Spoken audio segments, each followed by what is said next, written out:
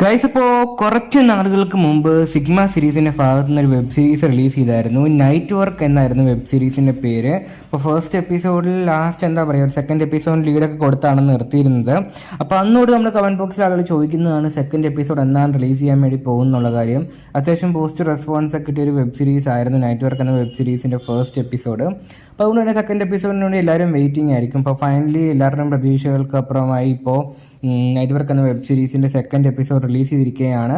അപ്പോൾ ഈ സീരീസിൻ്റെ വിശേഷങ്ങളാണ് ഇന്നത്തെ റിവ്യൂവിൽ നമ്മൾ ഡിസ്കസ് ചെയ്യാൻ വേണ്ടി പോകുന്നത്. അപ്പോൾ നമുക്ക് ഒട്ടും സമയം കളയാതെ നേരെ ഫോർമലായിട്ട് റിവ്യൂയിലേക്ക് കിടക്കാം. ഓക്കെ, അപ്പോൾ ഒരു വെബ് സീരീസിൻ്റെ ഡ്യൂറേഷൻ തന്നെ ആദ്യം നോക്കാം. ഡ്യൂറേഷൻ വരുന്ന ഏകദേശം 14 മിനിറ്റും 44 സെക്കൻഡുമാണ്. വലിയ ദൈർഘ്യമൊന്നുമില്ലാത്ത വെബ് സീരീസാണ്. പക്ഷേ ഈ ടൈം കൊണ്ട് തന്നെ പഴയ ഉദ്ദേശകാരനൊക്കെ വ്യക്തമായി സ്പഷ്ടമായിട്ട് പറഞ്ഞു പോകുന്നുണ്ട്. അതായത് ഈ time is more than enough. അതായത് എന്താണ് പറയാൻ ഉദ്ദേശിച്ചത് നല്ല രീതിയിൽ തന്നെ പ്രേക്ഷകരിലേക്ക് കൺവേ ചെയ്യുന്നുണ്ട്. ഓക്കെ, പിന്നെ ഇതിൻ്റെ പ്ലോട്ട് അല്ലെങ്കിൽ ഒരു കഥാസാഹചര്യത്തെ പറ്റി നോക്കുകയാണെങ്കിൽ ഫസ്റ്റ് എപ്പിസോഡ് അവസാനിപ്പിച്ചത് ഒരു യക്ഷിയും കാര്യങ്ങളൊക്കെ കാണിച്ചുകൊണ്ടാണല്ലോ. സെക്കൻഡ് എപ്പിസോഡിലേക്ക് വരുമ്പോൾ നമ്മുടെ നായികയുടെ ദേഹത്തേക്ക് ഈ യക്ഷി കയറുവാണ്. അപ്പോൾ യക്ഷി കയറി കഴിഞ്ഞതിന് ശേഷം നമ്മുടെ നായികയ്ക്ക് മൊത്തത്തിൽ ക്യാരക്ടറും കാര്യങ്ങളൊക്കെ ഒന്ന് ചേഞ്ച് ആവുകയാണ്. ഓക്കെ, നമ്മുടെ നായിക ഒരു കോൾ ഗേൾ ആണെന്നറിയാമല്ലോ. അപ്പം പുള്ളിക്കാരി ആ ലോഡ്ജിൽ നിന്ന് ഇറങ്ങിയിട്ട് ഒരു ബസ് സ്റ്റാൻഡിൽ പോയിരിക്കുമ്പോൾ അവിടെ വെച്ചാണ് അദ്ദേഹത്തേക്ക് യക്ഷി കയറുന്നത്. അപ്പോൾ അതിനുശേഷം ഒരു കസ്റ്റമർ വന്ന് എന്താ പറയുക വിളിച്ചുകൊണ്ട് പോവുകയാണ്, പരിപാടി നടത്തുവാണ്. പരിപാടി നടത്തുന്നതിനിടയ്ക്ക് യക്ഷി വന്ന് ആ കസ്റ്റമറെ കൊല്ലുന്നു. അതിനുശേഷം നമ്മുടെ നായിക ജയിലിലാവുന്നു. അങ്ങനെയൊക്കെയാണ് ഇതിൻ്റെ സംഭവം അല്ലെങ്കിൽ ഒരു കഥാസാഹചര്യമായിട്ട് പറഞ്ഞു പോയിരിക്കുന്നത്. അപ്പോൾ ഇതിൽ കൂടുതൽ ഞാൻ പറഞ്ഞ് സ്പോയിലർ ആക്കുന്നില്ല. ബാക്കി എന്ത് സംഭവിക്കുന്നുള്ളത് സീരീസ് കണ്ടു തന്നെ എക്സ്പീരിയൻസ് ചെയ്യാൻ ശ്രമിക്കുക. ചിലപ്പോൾ ഇതിനൊരു തേർഡ് എപ്പിസോഡ് കൊണ്ടുപോകാൻ വേണ്ടി ചാൻസസ് ഉണ്ട്, പറയാൻ പറ്റത്തില്ല. പക്ഷെ എന്താ പറയുക, തേർഡ് എപ്പിസോഡിൻ്റെ ഒരു പ്രോമോയോ കാര്യങ്ങളൊന്നും ലാസ്റ്റ് കൊടുത്തിട്ടില്ല, അല്ലെങ്കിൽ അടുത്ത എപ്പിസോഡിലേക്ക് വെയിറ്റ് ചെയ്യാൻ വേണ്ടി സാധനമൊന്നും കൊടുത്തിട്ടില്ല. ചിലപ്പോൾ തേർഡ് എപ്പിസോഡ് ഉണ്ടാകാൻ വേണ്ടി ചാൻസസ് ഉണ്ട്.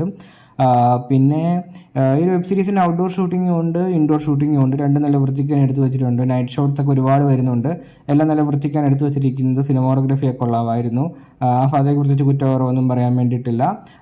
പിന്നെ ഡബ്ബിങ് എടുത്തു പറയേണ്ട ഒന്ന് തന്നെയാണ്. അതിപ്പോൾ ഡയലോഗ്സ് ആണെങ്കിലും ശരി, ലിപ്സിങ് ആണെങ്കിലും ശരി, എല്ലാം നോക്കും കണ്ടുമാണ് ചെയ്തിരിക്കുന്നത്. ആ ഭാഗത്തേക്ക് പ്രത്യേകിച്ച് കുറ്റക്കുറവൊന്നും തന്നെ പറയാൻ വേണ്ടിയിട്ടില്ല.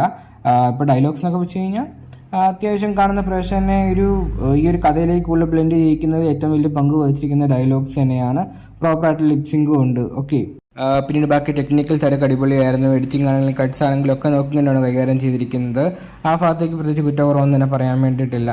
പിന്നെ ഇതൊന്നും എല്ലാവർക്കും അറിയാൻ താല്പര്യമുള്ള വിഷയങ്ങളെന്നറിയാം. താല്പര്യമുള്ള വിഷയങ്ങളെപ്പറ്റി നോക്കുകയാണെങ്കിൽ കാണിക്കുന്നുണ്ടോയെന്ന് ചോദിച്ചാൽ എല്ലാം കാണിച്ചു പോകുന്നുണ്ട്. പക്ഷേ ഡ്രസ്സ് ഇട്ടുകൊണ്ടാണ് സംഭവം. അതായത് ഒരു കാരണത്താണ് പരിപാടി നടക്കുന്നത്.